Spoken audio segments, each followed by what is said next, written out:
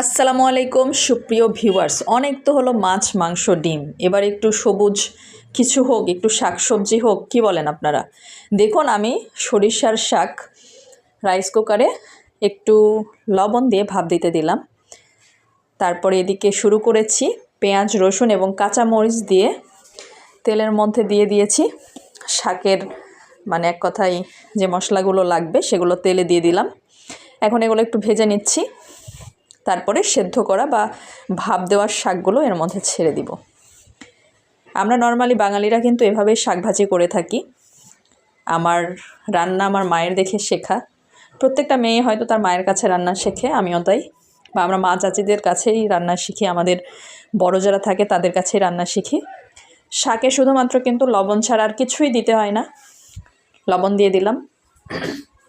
তবে সবথেকে বড় কথা হলো, আমি কিন্তু শাকটা খেয়াল করি নাই। আমি যখন শাক ভাজবো তার আগে আমি ভেবেছিলাম এটা পালং শাক ছিল, কিন্তু না, যখন আমি আসলে ভাপ দেওয়া শেষ করে ভেজেও ফেলছি, শাকের চেহারা দেখে আমার কেমন কেমন সন্দেহ হচ্ছিল যে এটা পালং শাক কীভাবে হয়।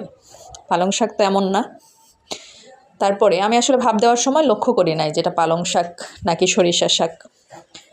আম্মু ধুয়েছিল, যার কারণে আমার আসলে দেখা হয় নাই ওইভাবে। তো পরে যখন খেতে বসেছি তখন দেখতেছি কেমন কেমন লাগছে। আমি আবার সরিষার শাক খেতে পারি না, আমি পালং শাক পছন্দ করি। আমি কিন্তু খেতে বসেই বুঝতে পারি যেটা সরিষার শাক ছিল। আমি আসলে সব শাক খেতে পারি না, খাই কিন্তু সব শাক খেতে পারি না। তো সকলকে অসংখ্য অসংখ্য ধন্যবাদ। আমার রান্নাটি কেমন হয়েছে আশা করি জানাবেন। ঠান্ডার